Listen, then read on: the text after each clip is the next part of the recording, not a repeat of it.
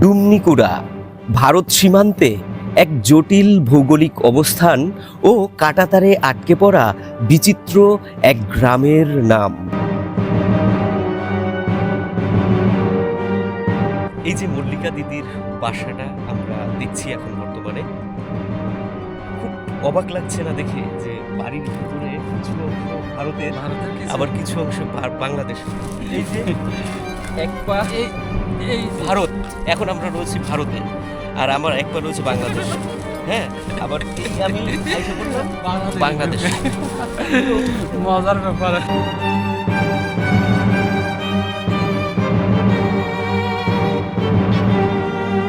মল্লিকা দিদির বাড়ির পেছনেই রয়েছে ভারতের একটি খোলামেলা রাস্তা, যেখানে কোনো কাঁটাতারের বেড়া নেই। তাই তো এই রাস্তা এখন হয়ে উঠেছে চোরা কারবারিদের অভয়ারণ্য। তো এখান থেকে খোলামেলা রাস্তাটা রয়েছে, আমরা জানতে পারলাম যে এখানে কিন্তু অবাধে চোরা কারবারি হয়। আজকেই মনে করেন আপনার ধরেছে কয়েকজনকে, যারা জিরা চিনি প্রকৃতি কিন্তু এই ভারত থেকে বাংলাদেশের ভিতরে পাচার করে। কিন্তু এর চেয়েও জটিল হচ্ছে এখানে ভুরাঘাট নদী দ্বারা বিচ্ছিন্ন 7টি গারো পরিবারের জীবন। দিদি, এই যে আপনারা যে নদীর এপারে থাকেন, তা আপনারা এই পাশে যাওয়ার জন্য কোনো ব্রিজ ট্রিজ আছে নাকি এই নদী দিয়ে যাওয়া লাগে? তা যখন নদীতে অনেক পানি থাকে তখন আপনারা কিভাবে পার করেন? মানে যখন পানি কমে তখন আপনারা পার করেন, তাছাড়া আপনাদের পারাপারের কোনো রাস্তা নাই?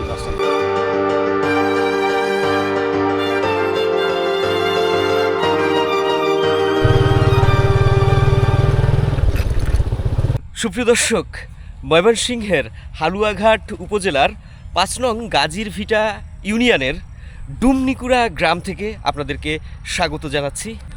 দর্শক, ডুমনিকুড়া এমনই একটি গ্রাম এবং এর যে ভৌগোলিক অবস্থান, এই জায়গাটাকে যদি আপনারা দেখেন তাহলে আপনাদের অবশ্যই 1947 সালের সেই যে ভারত ভাগের কথা সেটা কিন্তু মনে পড়ে যাবে। দর্শক, আজকের পর্বে আপনাদেরকে এই ডুমনিকুড়া সীমান্তবর্তী যে গ্রামটি রয়েছে এই গ্রামটি দেখানোর চেষ্টা করব এখানে ভারত বাংলাদেশের যে সীমারেখা এবং তার যে বিচিত্র রূপ, সেই রূপটি, এবং আমরা বুঝতে চেষ্টা করব যে ডুমনিকুড়ার যে মানুষ রয়েছে এই সীমান্তের কারণে তাদের জীবনযাপনের ভেতরে যে কত রকমের সংকটের তৈরি হয়েছে সেইগুলোও।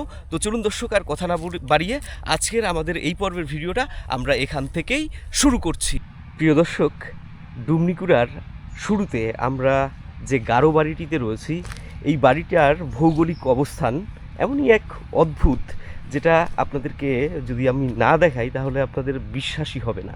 আপনারা ভাবলেই অবাক হবেন যে এই বাড়িটা, এই গারো বাড়িটার যে অংশ, তার কিছু অংশ রয়েছে বাংলাদেশের ভেতরে, কিছু অংশ রয়েছে ভারতের ভেতরে। মানে এই বাড়িটার একদম ভেতর দিয়ে চলে গেছে আপনার সীমানা, ভারতের সীমানা।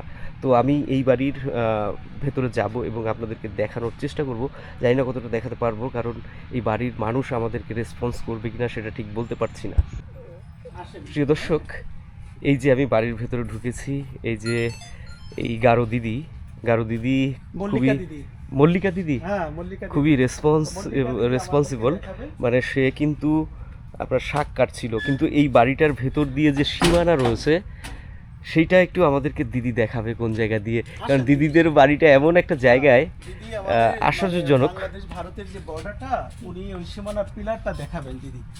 ভারত বাংলাদেশ সীমান্তে মল্লিকা দিদির বাড়িটি মূলত সীমারেখা দ্বারা দ্বিখণ্ডিত, যে বাড়ির কিছু অংশ ভারত এবং কিছু অংশ বাংলাদেশের ভেতর বিভাজিত। দর্শক, দিদি আমাদেরকে নিয়ে এসছে কিন্তু সেখানে, যেখান থেকে আপনার এই বাড়িটি ভারতের এবং বাংলাদেশের মধ্যে যে সীমান্ত রেখা সেটা দেখাই আপনাদেরকে। এই দেখুন, এই যে হচ্ছে আপনার বাংলাদেশের ভেতরকার যে পিলার, সীমান্ত পিলার, এবং এই যে দেখুন এই যে তার, এই যে তার, এই যে তার বাড়ির ভেতর দিয়ে চলে গেছে। এই দেখুন কাঁটাতার না, এটা সীমান্ত রেখা, কাঁটাতার অনেক ভেতরে ওই যে। আর এখান থেকে যদি আমরা একটুখানি সামনে যাই, আপনারা অবাক হবেন দেখলে। এই বাড়ির পেছনে রয়েছে ভারত বাংলাদেশ সীমান্ত ঘেঁষা একটি খোলামেলা রাস্তা, যে রাস্তা দিয়ে অবাধে গাড়ি চলাচল করে। কাঁটাতারের বেড়া নেই বলে চলে চোরা কারবারও। এখানে দর্শক একটা অদ্ভুত রাস্তা রয়েছে এই দিদির বাড়ির পাশে। আমি এখন যেখানে অবস্থান করছি এটা কিন্তু ভারতের ভূখণ্ড। তো আমি আপনাদেরকে একটুখানি রাস্তাটাও দেখাবো আজকে। এখান থেকে কিন্তু অ্যাভেলেবেল গাড়ি যাচ্ছে। তো চলুন একটু এগিয়ে দেখি। মিজান ভাই কিন্তু অলরেডি সেই পজিশনটা নিয়ে নিয়েছে। তো আমরা দিদির বাড়িতে আরও যাব এবং পুরো ডুমনিকুড়া গ্রাম দেখাবো। তার আগে এখানকার যে ভৌগোলিক অবস্থানটা সেটা একটুখানি আপনাদের সামনে স্পষ্ট করে দেখানোর চেষ্টা করব। আমি এখন এই যে জায়গাটা রয়েছি এটা হচ্ছে আপনার নোম্যান্স ল্যান্ড, মানে এটা এখন যেখানে রয়েছি এটা বাংলাদেশের ভূখণ্ড হিসেবে ধরা হয় না। তো এখান থেকে দর্শক যে খোলামেলা রাস্তাটা রয়েছে আমরা জানতে পারলাম যে এখানে কিন্তু অবাধে চোরা কারবারি হয়। আজকেই মনে করেন আপনার ধরেছে কয়েকজনকে যারা জিরা চিনি প্রভৃতি কিন্তু এই ভারত থেকে বাংলাদেশের ভিতরে পাচার করে। মানে এখানে একদম ওপেন তো বর্ডারটা, যার কারণে কিন্তু এই কাজগুলো এখানে খুবই সহজভাবে করা সম্ভব হয়। আর দর্শক আপনাদেরকে বলছিলাম যে এই বাড়িটার অবস্থান, তো এখান থেকে দেখুন এই যে হচ্ছে সীমান্ত পিলার এবং এখান থেকে এই যে বাড়ির যে আপনার সীমারেখা এই ভেতর দিয়ে যে গেছে এই যে সীমারেখার যে তারটা, এই তারটা আপনার এমনভাবে গেছে দেখুন এখান থেকে যে যাতে করে মানে এই যে কি দিদি যেন বেশ নাম বললো, আমার নামটা এই মুহূর্তে আর মনে নাই, ওনার বাসা। এখানে দাঁড়িয়ে আমি বলতে পারি দেখুন এই হচ্ছে আমি ভারতের অংশে দাঁড়িয়ে রয়েছি। আর এখান থেকে যদি আমি এই পাশে যাই এক পা দিলেই আমি কিন্তু বলতে পারি আমি বাংলাদেশের ভূখণ্ডের মধ্যে রয়েছি। তো যারা মূলত এই সীমান্তগুলো নির্মাণ করেছে এবং এই সীমারেখা যারা দিয়েছে, হ্যাঁ, তাদের কথা ভাবলে আমি অবাক হয়ে যাই। এরকম সীমান্ত জটিলতা, এরকম পরিস্থিতি, এরকম ভৌগোলিক অবস্থান আমাদের বাংলাদেশে কিন্তু অ্যাভেলেবেল রয়েছে। এটা কতটা বিপজ্জনক আমি আপনাদেরকে বলি। দর্শক 1947 সালে দ্বিজাতি তত্ত্বে ভারত ভাগ হয়। তো সেই সময় যখন ব্রিটিশরা ভারত ছেড়ে চলে যায় ভারতকে স্বাধীন করে, ঠিক সেই মুহূর্তে মানে ব্রিটিশরা এক ভদ্রলোককে পাঠায় ভারতকে ভাগ করার জন্য। যে ব্যক্তিকে পাঠায় সে এই ভারত ভাগের পূর্বে সে ভারতের নকশাও জানে না, ইভেন সে কোনোদিন ভারতবর্ষে আসেইনি, মানে কিছুই জানে না, সে কিছুই জানে না। তাকে দিয়েছে ভাগ করতে। তো যখন তাকে ভাগ করতে দিয়েছে সে মনে করেছিল যে আমাদের বেশ কিছু সময় দেবে, কিন্তু তাকে সময় দেয় মাত্র 15 দিন। সে এত বড় বিশাল ভূখণ্ডটাকে 15 দিনে সে কিভাবে ভাগ করবে? তো যাই হোক করে সে ওই 15 দিনের মধ্যেই ভারতকে ভাগ করেছে, যার পরিণাম আমরা এখানে একটুখানি আপনাদেরকে উদাহরণস্বরূপ দেখালাম। কিন্তু এর যে ভয়াবহতা ছিল সেই সময়, মিলিয়ন মিলিয়ন মানুষ গৃহহীন হয়েছে, মিলিয়ন মিলিয়ন মানুষ মারা গেছে।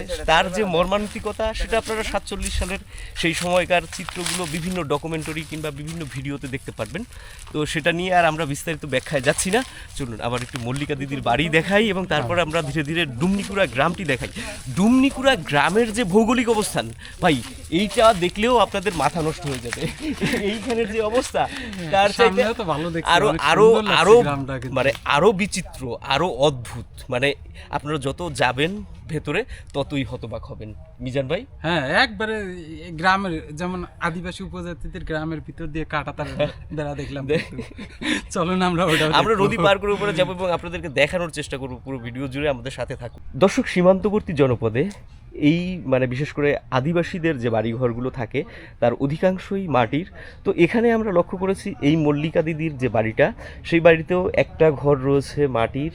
দেখুন কি চমৎকার তার বাড়ি, এবং তার বাড়ির সামনে এখানে কত সুন্দর সুন্দর গাছপালা লাগানো আছে এবং খুবই নান্দনিক তার বাড়ির দৃশ্যটি। কিন্তু তার পাশাপাশি তাদের আবার একটা বিল্ডিংও রয়েছে। এই যে এই সাইডে হচ্ছে মাটির ঘর আর ওই সাইডে হচ্ছে আপনার তার বিল্ডিং। তো এই যে অংশটা এতক্ষণ আমরা আপনাদেরকে দেখালাম, শুধু এই বাড়ির ভৌগোলিক অবস্থানটিকে দেখানোর জন্যই আপনাদেরকে দেখালাম। কারণ হচ্ছে এই বাড়িটা আসলে ডুমনিকুড়ার ভেতরে পড়েনি, এই বাড়িটা পড়েছে কাটাবাড়ির ভেতরে, মানে কাটাবাড়ি গ্রামের একেবারে শেষ বাড়ি এই বাড়িটা, যেটা মল্লিকা দিদির বাড়ি।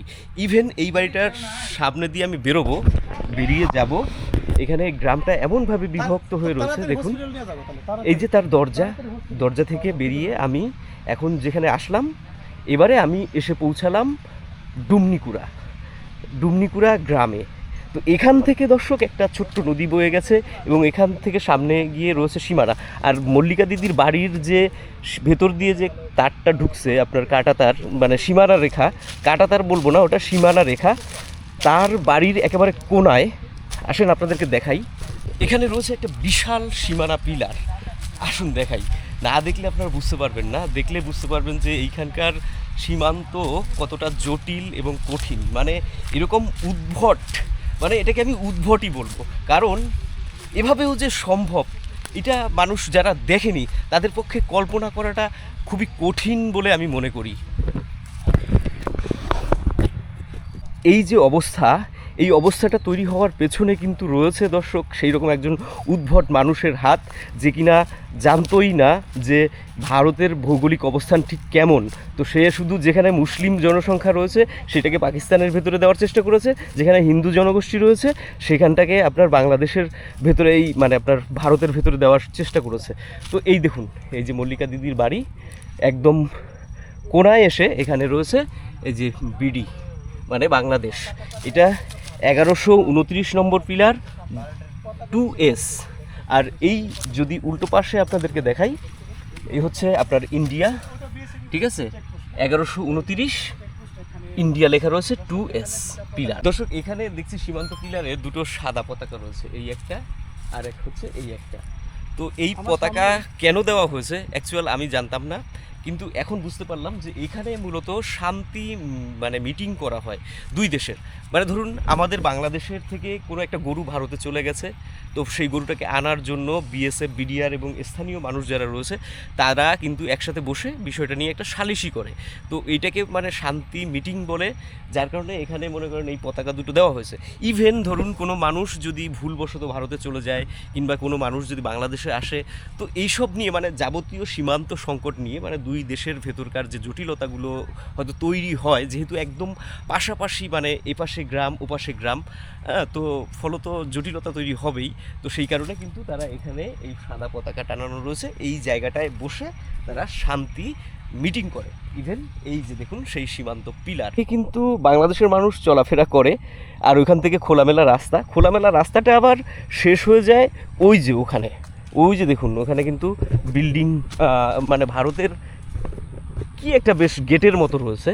তো ওই গেটের ভেতর দিয়ে ভারতের ভেতরে এখান থেকে এসে গাড়িগুলো ঢুকে যায়, ঢুকে যাওয়ার পর আবার কাঁটাতার। তো এই যে কাঁটাতার দর্শক, এইখান থেকেই নেমে এসেছে একটা নদী। আমরা যদি সামনে যাই আপনাদেরকে দেখাতে পারবো, আসুন প্রিয় দর্শক। এই হচ্ছে সেই নদী, এই নদীর নাম ভুরাঘাট নদী। মোটা দাগে দর্শক এগুলো মূলত নদী ঠিক নয়, এটি মানে আপনার পাহাড়ি ঝর্ণা। মানে পাহাড়ি জনপদে যখন বিশেষ করে গারো পাহাড়, ওই যে ভারতের মেঘালয়ে যে আপনার উঁচু পাহাড় রয়েছে, সেখানে যখন বৃষ্টি প্রবল হয় তখন কিন্তু এখান থেকে মনে করেন পাহাড়ি ঢাল নামে, আর তখন এই নদী খরস্রোতা হয়ে ওঠে। আর অন্য সময় এই সমস্ত নদীতে কিন্তু সেই অর্থে পানি থাকে না। কিন্তু অদ্ভুত বিষয় হচ্ছে, মানে এখন নদীর যে অংশে আমি দাঁড়িয়ে রয়েছি এই অংশটা হচ্ছে আপনার ভারতের ভেতরকার অংশ। তো এখান থেকে আমি বাংলাদেশের ভেতরে যাব, কিন্তু এই যে মানে নদী, এর পাশ দিয়ে এখান থেকে কাঁটাতার বেড়া রয়েছে। আর একটা অদ্ভুত বিষয় হচ্ছে এই নদীর ওপারে মানে আপনার ডুমনিকুড়ার কিছু অংশ যেখানে গারো পরিবাররা বসবাস করে, আবার এই নদীর এপারে বিশেষ করে এখন আমি যে পারে রয়েছি এপারেও কিন্তু আপনার ডুমনিকুড়া। এরকম পিকুলিয়ার টাইপের ভাই সীমান্ত আমার জীবনে ভাই আমি কোথাও দেখিনি। মানে এটাকে একেবারে পিকুলিয়ার বলা যায়। মানে পিকুলিয়ার বলতে কি কোনো আগা মাথা নাই, ছেঁড়া ভেড়া অবস্থা। মানে বাংলাদেশি ভাষায় আমরা এটাকে বলি ছেঁড়া ভেড়া। তো সেই ছেঁড়া ভেড়া এখানকার অবস্থা। তার মানে যে ব্যক্তিটা এই ভারতকে ভাগ করছে সেই ব্যক্তিও ছিল, তার মাথার ভিতরেও ছিল ছেঁড়া ভেড়া অবস্থা। ভুরাঘাট নদী মূলত ঠিক নদী নয়, পাহাড়ি ঝর্ণা থেকে জন্ম নেয়া এক অবিরাম প্রবাহ। জোয়ার ভাটা নেই, তবু পানি কখনো ফুরায় না। বর্ষায় এই শান্ত নদী পরিণত হয় এক ভয়ঙ্কর খরস্রোতে। এই নদীর একপাশে আটকা পড়েছে 7টি গারো পরিবার, যাদের পেছনে ভারতের কাঁটাতার, আর সামনে এই উত্তাল নদী। এ যেন ত্রিভুজাকৃতির একখণ্ড জমি, যেখানে আটকে পড়েছে মানুষের জীবন। দর্শক বস্তা পাতা রয়েছে, এই যে দেখুন এই বস্তার উপর দিয়ে দিয়ে আমরা মোটামুটি পার করলাম। এই দেখুন এই যে এই হচ্ছে নদীর অবস্থা, এই যে এই নদী। তো এই নদী যেহেতু বাংলাদেশের একটা পার্টকে এখানে বিভাজিত করেছে, এই পার্টের মানুষের বিশেষ করে যখন এই নদী খরস্রোতা হয় তখন তাদের যে দুর্বিষহ জীবন সেটা কেমন হয় আমি চিন্তা করে পারছি না। যদি কিনা মানে আপনার ওইদিকে এই অংশটা পার করে যাওয়ার কোনো রাস্তা না থাকে তাহলে, আর আমার মনে হয় যে সম্ভবত ওইদিকে কোনো ছোটোখাটো বাঁশের সাঁকো ঠাকো থাকতে পারে। পারের অংশের যে বাংলাদেশের মানুষ রয়েছে তারা সম্ভবত বাংলাদেশের ভেতরে মানে ঢোকে, কারণ তাদের বাজার সদাই নিত্য প্রয়োজনীয় যা কিছু সব কিছুর জন্যই কিন্তু তাদেরকে বাংলাদেশের সাথেই কানেক্ট করতে হয়। কারণ এখন বাংলাদেশ ভারতের সীমান্তের যে দ্বন্দ্ব, তাতে করে এই দেশের মানুষ ওই দেশে যাওয়াটা মিজান ভাই সো মাচ টাফ, তাই না? তো কথা বলতে বলতে দর্শক আমরা এক গারো বাড়িতে এসে পড়েছি। গারো দিদির বাড়ি একদম পরিষ্কার পরিচ্ছন্ন হয়, এইটা নিয়ে নতুন করে কিছু বলার আমরা সুযোগ নেই। দেখছি, ভিডিও করেছি এবং আমাদের দর্শকরাও দেখেছে, হ্যাঁ। কারণ তারা খুবই পরিপাটি এবং তারা খুবই নান্দনিক হয় এবং মাটির ঘর থাকে বেশিরভাগই, আবার কম থাকে। দিদি, এই যে আপনারা যে নদীর এপারে থাকেন, তা আপনারা এই পাশে যাওয়ার জন্য কোনো ব্রিজ ট্রিজ আছে নাকি এই নদী দিয়ে যাওয়া লাগে? হ্যাঁ, তা যখন নদীতে অনেক পানি থাকে তখন আপনারা কিভাবে পার করেন? 1 ঘন্টা পর, আধা ঘন্টা, আপনার 1.5 ঘন্টা পর, 2 ঘন্টা পর পানি কমে। মানে যখন পানি পানি কমে তখন আপনারা পার করেন, তাছাড়া আপনাদের পারাপারের কোনো রাস্তা নাই? রাস্তা নেই। তো এই বিষয়টা তো একটা জটিল ব্যাপার, কোনো কারণ সাঁকো টাকো আপনারা বাঁশের তো- ভিতরে না, আছে। কোনো সাঁকো টাকো নাই, এমনি পানি কমলে তো আপনার কোমর পানি, মাথা পানি এরকম ভাবে যায়। ভেঙে যাওয়া তারপর যাওয়া লাগে। মানে ও, প্রয়োজন হলে ওই কমার অপেক্ষায় থাকেন যে কমবে কমার তারপর অপেক্ষায়। যাবো। তো দাদা আরেকটা বিষয়, আপনাদের এই যে পাটটা মানে বিশেষ করে নদীর এপারে, এটা তো ভুরাঘাট নদী, তাই না? জি জি। তো এই ভুরাঘাট নদীর এপারে আপনার কত পরিবার আছে গারো? এটা সঠিক আমি বলতে পারতেছি না। তাও আনুমানিক আনুমানিক 40-এর উপরে থাকতে পারে। এপাশে এই পাশের লোক আপনার 7টা পরিবার 7টা পরিবার, মানে এই 7টা পরিবারের অবস্থা সবারই আপনাদের মতো। আমার মতো। দর্শক, এখানে আমরা এক গারো দাদার সাথে কথা বললাম, তার কাছ থেকে জানলাম যে এই অংশে বিশেষ করে আপনার এই নদীর এপারে, ভুরাঘাট নদীর এপারে মাত্র 7টা পরিবার রয়েছে যারা এই নদীকে পার করে যায় বাংলাদেশের ভেতরে। কারণ হচ্ছে এখানে কোনো ব্রিজ নেই, ব্রিজ থাকলে তাদের সুবিধা হতো, কিংবা কোনো বাঁশের সাঁকোও নেই। তো এখন তো শুকনো মৌসুম, এই সময়টায় পার করা খুব সহজ, কিন্তু যখন মানে আপনার ভরা বর্ষা এবং পাহাড়ি ঢল আপনারা জানেন যে খুব কিন্তু তীব্র গতিতে নামে, তো তখন কিন্তু তাদেরকে পার করতে এই নদী অনেক সমস্যা, অনেক জটিলতা তৈরি হয়। তো পানি যখন মানে দ্রুত গতিতে আসে তখন তারা নামে না, যখন সেটা কমে যায় তখন তারা নামে। তো এই সিচুয়েশানে এখানকার গারোদের জীবনযাত্রা কিন্তু তো দর্শক, আমরা এই সামনের দিকে যাব, আরও যে 7টা পরিবার রয়েছে সেই 7টা পরিবারের বর্তমান অবস্থান সম্পর্কে জানবো। কিন্তু একটা প্রশ্ন আমার মনের মধ্যে জাগছে, যেটা হলো ভাই, বিষয়টা কিন্তু উপলব্ধি করবেন, মানে কাঁটাতার তো এখান থেকে দেখা যায় ওই যে, হ্যাঁ। তো এইটুকু জায়গার মধ্যে কোনো কৃষি জমিও নাই, তাহলে এখানে যে 7টা পরিবার রয়েছে তারা জীবনযাপন করে কিভাবে? মানে তাদের দৈনন্দিন জীবনের যে প্রয়োজনীয়তা, বিশেষ করে আপনার সবজি, চাল, ডাল, এগুলো তারা কোথা থেকে পায় এবং তাদের আর্থিক যে উন্নয়ন সেটা কিভাবে হয়? এটা জানা দরকার। এটা আসুন, মানে সামনে একটা আমরা- চমকপ্রদ বিষয়, কিন্তু আমরা এটা মানে খুবই কৌতূহলী। জানার যেমন চেষ্টা এই করব। দাদা দেখছি এখানে মানে কিছু হাঁস পালন করছে, গবাদি পশু সব জায়গায় মানুষ পালন করে, কিন্তু পুরো গবাদি পশুর উপরে ডিপেন্ড করে কিন্তু পুরো একটা পরিবার কিংবা 7টা পরিবার এখানে চলা মুশকিল, তাই না ভাই?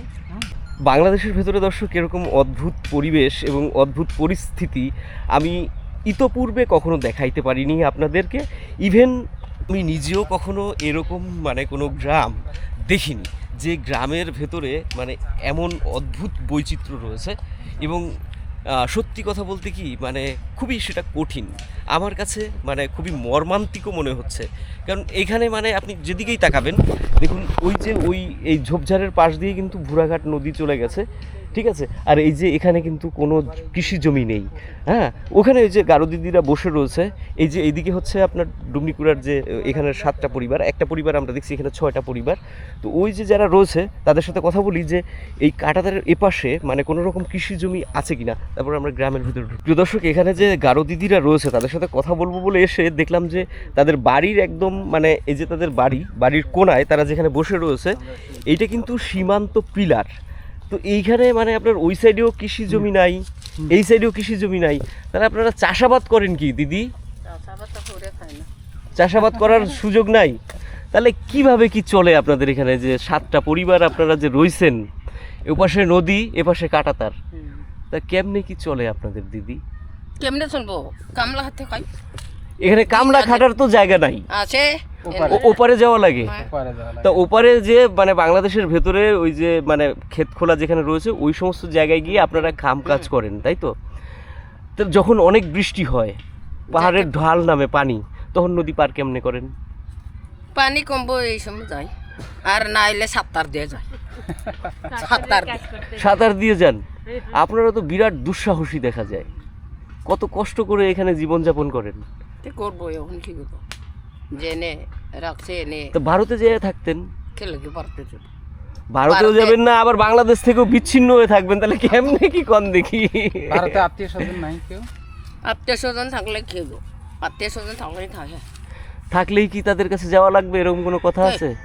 ওখান চাইতেই পারে না। মানে যার যেখানে দেশ সেখানে যত কষ্টই হোক মিজান ভাই, মানুষ কিন্তু নিজের নিজের দেশ। টুকু ছাড়তে কখনো চায় না। এখন নিজের কিন্তু দেশ। যাইতেই পারে না, আগে কিন্তু যাওয়া আগে তাও যাও ছিল, এখন তো পরিস্থিতি আরো কঠিন হয়ে গেছে। ক্ষতি নিতে। কঠিনই এই বাবু নাতি নাতি। নাতি হ্যাঁ। ওরে নদীর উপর ওপার থেকে লই আইছেন, হ্যাঁ আর আপনার বাসা কি নদীর ওপারে? হ্যাঁ। তাহলে মানে আপনার কি এই যে ইনি বান্ধবী? হ্যাঁ, লাগে ননদ লাগে। ওর নাম কি? ওই ক। ঐক্য। হ্যাঁ ও তো সুন্দর নাম। হ্যাঁ। দিদি আমরা এই উপরে উঠলে কি কোনো সমস্যা আছে? সমস্যা নাই, ওরা না দেখলে সমস্যা নাই না? এরা না দেখলে কিছু না। ও এরা আচ্ছা, না দেখলে নিশান টাঙ্গাই তুইছে। ওই যে ওই নিশান টাঙায় থুইছে, তার মধ্যে এদিকে থাকলে আর কোনো সমস্যা নাই না? আচ্ছা আচ্ছা। দর্শক, আমি যেটা অনুমান করেছিলাম আসলে তার চাইতেও কঠিন এইখানে যে 7টা পরিবার রয়েছে তাদের জীবন যাপন, কারণ তারা সত্যি কষ্ট করে কিন্তু এখানে টিকে রয়েছে। তো আমি দিদিদের কাছ থেকে মানে শুনলাম যে এই যে অংশটা, এটা মানে আপনার নোম্যান্স ল্যান্ড, এখানে কোনো ভূখণ্ড, যে ভূখণ্ডটা রয়েছে সেখানে কোনো চাষাবাদ কোনো কিছুই হয় না, সম্ভবত শুধু গবাদি পশু পালন করতে পারে। তো এর পেছনে মানে দেখুন ওই যে কিন্তু কাঁটাতার, ওই যে কাঁটাতার, ওখান থেকে পুরো কাঁটাতার দেওয়া রয়েছে। তো আমরা বললাম যে কতটা যাওয়া যেতে পারে, তারা বললো যে এই যে বাড়িঘরগুলো রয়েছে তার পাশ দিয়ে তোমরা ঘুরলে তেমন কোনো সমস্যা হবে না। তো আমরা সেই পাশ দিয়ে ঘুরে ঘুরে এই জায়গার যে পরিবেশটা সেটা আপনাদেরকে একটু দেখানোর জন্য এসেছি। তো আমরা কিন্তু দর্শক আবার এই যে গ্রাম, সেই গ্রামের পেছন সাইডে রয়েছি। আমরা গ্রামের ভেতরে ঢুকবো এবং যারা রয়েছে বাড়ির ভেতরে তাদের সাথে আমরা কথাও বলার চেষ্টা করব। তার আগে আপনাদেরকে এই অংশটা দেখাই।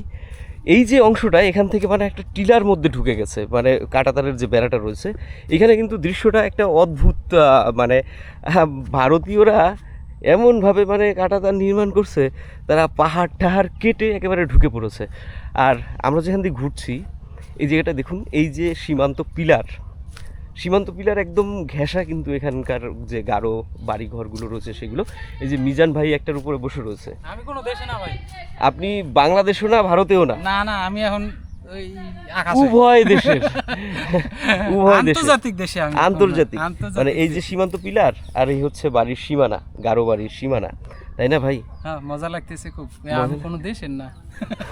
এখানে রয়েছে দিদিরা কি করে আমরা একটু শুনি, আলাপ করে। দিদি কেমন আছেন? ভালো। আপনার বাসা কই? আমার বাসা এই বাড়ি না নদীর ওপারে? নদীর ওপারে। ওপারে? এপারের কে আছে? ওই দিদি এপারের? হ্যাঁ, তার এইটা তার ঘর। হয়। ও আচ্ছা, তার মানে ওপারের থেকে এপারের মানুষ দেখা যায় বেশি। মানে এই পারে যদি একজন দেখি, এই পারের একজন দেখলে আবার ওই পারের আর একজন দেখি। মুশকিল হচ্ছে এরকম যে দুই পারের। এই দিদির বাসা নদীর ওপারে মানে ভুরাঘাটের ওপারে, আর এই দিদির বাসা হচ্ছে এই যে সামনেরটা, এইটা বেড়ার ঘর। হ্যাঁ, বেড়ার ঘর। ও, তা দিদির ছেলে মেয়ে কয়জন? না, আমার ছেলে মেয়ে 2জন মেয়ে 1জন ছেলে। ও, কই থাকে তারা? ওরা কই থাকবো? ঢাকায়? তেমন হলে ঢাকায় থাকে। ঢাকায় থাকে নাকি এখানে থাকে? না না, ঢাকায়। এখানে কে থাকেন? আপনি একলা নাকি? আমি না, ভাই আছে আর ছেলে 1জন আছে, বা বোনের ছেলে। এখানে তো জমি জিরাত নাই, তাহলে কেমনে কি চলে দিদিদের? কেমনে মানুষে কেমনে চলে? এখানকার এই 7-8টা বাড়ির মেইন অর্থনৈতিক সচল যে চাকা যেটা, সেটা হচ্ছে ঢাকা। গার্মেন্টস, ঢাকা। এখানে যারা একটু পরিশ্রমী তারা ঢাকায় চলে গেছে, আর বয়স্ক দিদিরা বা দাদারা তারা কিন্তু এই বাড়িতে বাড়িতে থাকে, তাই তো? ঠিকই। আচ্ছা আচ্ছা আচ্ছা, এতক্ষণে বুঝতে পারলাম বিষয়টা যে এখানে যারা থাকে তাদের তো আসলে চাষাবাস করার কিংবা কোনো রকম মানে টাকা উপার্জনের রাস্তাঘাট নাই। তো ফলত তাদের যারা মোটামুটি কর্মঠ তারা সবাই হচ্ছে গিয়ে ঢাকায়, আর যারা মনে করেন আপনার বয়োবৃদ্ধ তারা হচ্ছে গ্রামে। তো আসুন আমরা আপনাদেরকে দেখাই। আর এখানে মানে আপনার গবাদি পশু পালন হয় এবং ওই নোম্যান্সল্যান্ডেও গবাদি পশু পালন করা যায়। তো সেই গবাদি পশু পালনের মাধ্যম দিয়েই কিন্তু এখানকার মানুষের জীবনযাপন চলে। তো এই যে হচ্ছে সেই 7 বাড়ির দর্শক বাড়িঘর। দর্শক, গারো দিদিদের বাড়িতে ঢুকে কিন্তু আমি হতবাক হয়ে গেছি। দেখুন এই বাসাটা কি অপরূপ পরিপাটি, মানে তাদের আর্থিক অবস্থা যেরকমই হোক কিন্তু তাদের বাড়ি ঘরের যে নান্দনিকতা, মানে তাদের যে এই মাটির ঘরগুলোর যে মানে আপনার পরিচ্ছন্নতা দেখলে কিন্তু চোখ জুড়ে যায়। ইভেন আপনার এই ঘরের সামনে দিয়ে দেখুন কি চমৎকারভাবে ফুল গাছ লাগিয়েছে। গারো দিদিদের বাড়িতে বা গারো দাদাদের বাড়িতে আসলে আপনার এরকম বিভিন্ন ফুল, এই দেখুন ফুল এবং ফলের গাছ কিন্তু আপনারা দেখতে পাবেন। মানে তারা দরিদ্র হতে পারে কিন্তু তাদের সৌন্দর্যের ভেতরে কিন্তু মানে সৌন্দর্য বোধের কিন্তু কমতি নেই। আমার সামনে আরও একটা বাড়ি, তো বাড়ির সামনে হাঁস মুরগি প্রভৃতি খেলা করছে এবং এখানকার ঘরটাও মাটির। তো এখন মানে এইখানে আপনার তেমন কোনো তরুণ প্রজন্মের ছেলেমেয়েরা নেই, যারা বিশেষ করে কর্মঠ তারা সবাই মোটামুটি ঢাকায় চলে গেছে, আর যারা বয়োবৃদ্ধ তারা এখানে রয়েছে। তো তারপরেও দেখুন মানে কত সুন্দর এখানকার পরিবেশ। দর্শক, এই যে বাঁশের বেড়াগুলো দেখছেন এগুলো তারাই বাঁশের বেড়া। বিশেষ করে এই পাহাড়ি জনপদে সীমান্তবর্তী অঞ্চলগুলোতে এরকম তারাই বাঁশ কিন্তু প্রচুর পাওয়া যায়। এই যে তারাই বাঁশের ক্ষেত, তো সেই ক্ষেত দিয়ে কিন্তু তারা এই যে আপনার ঘরবাড়ি নির্মাণ করে। এবং টিনের ব্যবহারটা এখন অত্যন্ত বেড়েছে, কারণ এই জনপদে আবার হাতির উপদ্রব থাকে অনেক বেশি। আঁশ এবং মাটির যে এই যে মানে আপনার ঘরগুলো, এই ঘরগুলোতে থাকাটা খুব মানে কঠিন হয়ে যায়। কারণ হচ্ছে মানে হাতি যদি আসে তাহলে খুব সহজেই এগুলোকে কিন্তু ভেঙে দিতে পারে, বিশেষ করে মাটির ঘর, তারপরে এই যে বাঁশের ঘর এগুলো। তো এই কারণে তারা মনে করেন যে আপনার টিনের ঘর তৈরি করে। যেমন ধরুন এইখানে একটা বাড়ি রয়েছে টিনের, এখন আপনাদেরকে দেখাই। এই যে তো টিনের ঘরে মূলত মাটির ঘরের যেরকম মানে সৌন্দর্য সেটা হয়তো থাকে না, সেরকম নান্দনিকতা কিংবা সেরকম মানে রুচিশীলতার জায়গাগুলো কিন্তু থাকে না। তবু তারপরে তারা মানে আপনার বাধ্য হয়ে কিন্তু এই ধরনের বাড়ি ঘরগুলো বানাতে হয় তাদের, মানে বাধ্যতামূলক তারা এই ধরনের ঘরবাড়ি বানায়। কিন্তু তারা কিন্তু মূলত পছন্দ করে এরকম মাটির ঘর। এই যে দেখুন, এই যে দেখুন কি সুন্দর এই মাটির ঘর, এই মাটির ঘরের নান্দনিকতা। হাত পরিবারের শেষ বাড়ি হচ্ছে এটা, এই যে পেছনের।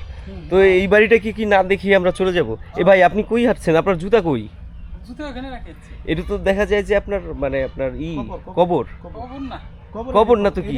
আপনি জানেন না তো? এটাই কবর। কবর এটাই আয়নাল ভাই যখন বলছে এটা এটাই নিশ্চয়ই কবর। কবর। আমি শিওর। আমি শিওর এটা খবর না। এটা কি বলে? আমি কবর আমি জানি। এটাকে কি বলে? কি বলে? আহ, এখানে তো মুসলমান নাই, যেহেতু না। মুসলমান নাই অতএব এটা খবর না। না এর কবরই।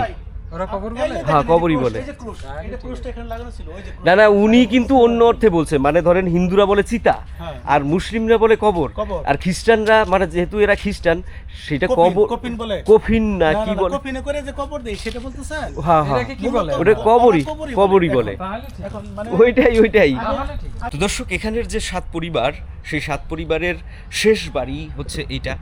মানে এরপরে আর এখানে বাড়িঘর নেই। কারণ আপনারা শুনেছেন যে আমরা মানে যখন শুরুতেই এসেছিলাম তখন বলেছিল যে এখানে মাত্র 7টা পরিবার বসবাস করে।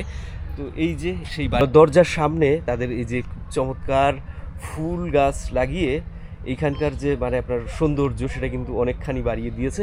আবার দেখুন কি সুন্দর করে টবের ভেতরে মানে টিনের ঘর হলেও সেখানে নানান রকমের বাহারি ফুলের গাছ লাগিয়েছে। তাদের যে মানে আপনার চিন্তা ভাবনা, সেই চিন্তা ভাবনাটা খুবই সুন্দর। আর এই দিদি পিঠে কারে বাঁধছে? দিদি পিঠে বান্ধা নিয়ে এখন কই যাবেন? আপনার বাড়ি? হ্যাঁ, নদী পার করবেন কেমনে? এই যে মেরে কোন রাস্তা আছে? আমরা এই দিক দিয়ে আইছি। এনে তো পানি কম না? হ্যাঁ, এনে পানি কম, এখানে পানি গভীর। এই পানি গভীর। হ্যাঁ ও আচ্ছা, তাহলে এখন নাতিরে নিয়ে যাবেন গা? হ্যাঁ। নিকা নাম নিকা, নাম নিকা? নাম তো নিকা। যদি ধরেন একজনের বাড়িতে আপনি যাবেন, হ্যাঁ। মানে আমি ওই ওই বাড়িতে যাব, এইটা গারো ভাষায় কিভাবে বলবো? আমরা হাই কে কাটনা আমরা আই কেকাল না, কাটনা হাই চা কাটনা আই চেকাল না। হাই চা কাটনা আচ্ছা আচ্ছা, ঠিক আছে দিদি, ভালো থাকবেন। হ্যাঁ আচ্ছা আচ্ছা, তো দর্শক আজকের যে ডুমনিকুড়া পর্ব, এই ডুমনিকুড়া পর্বটি আমরা এখানেই শেষ করব, কারণ এই পর্বটা অনেক লম্বা হবে, কারণ এখানে ডুমনিকুড়ার দুইটা মানে আপনার পার্ট, নদীর এপারে মানে ভুরাঘাট নদীর এপারে এই যে 7টা পরিবার গারো, এবং এখানকার যে একটা বাড়ির যে আমরা দৃশ্য দেখালাম, যেখানে আপনার মানে দুইটা দেশেরই অংশ রয়েছে সেই বাড়িটার ভেতরে। তো এই সব কিছু দেখাতে দেখাতে আমার মনে হয় যে ভিডিওটা অনেক দীর্ঘায়িত হয়ে যাচ্ছে। তো এই কারণেই আমি চিন্তা করলাম যে ডুমনিকুড়া নিয়ে দুটো পর্ব করার প্রয়োজন আছে, কারণ ওপারেও ডুমনিকুড়ার একটা অনেক বড় অংশ রয়েছে, যে অংশটা না দেখালে এখানকার মানে বিষয়বস্তুগুলো সেই অর্থে দেখানো হবে না। তো যাই হোক দর্শক, আজকের পর্বটা এখানেই সমাপ্ত করব। যদি ভালো লাগে আপনারা এই পর্বটিকে কমেন্টস করে জানাবেন এবং তার সাথে লাইক দিয়ে আমাদেরকে অনুপ্রাণিত করবেন। আর আমাদের এই চ্যানেলটি এখনও দর্শক যারা সাবস্ক্রাইব করেননি এবং নিয়মিতভাবে দেখছেন, তাদের কাছে অনুরোধ রইল আমাদের চ্যানেলটিকে সাবস্ক্রাইব করে আমাদের পাশে থাকবেন, কারণ আমরা চাই আমাদের পরিবারটা আরও অনেক বড় হোক। তো আজকের মতো দর্শক বিদায় নিলাম, ভালো থাকবেন, সুস্থ থাকবেন, শুভকামনা রইল।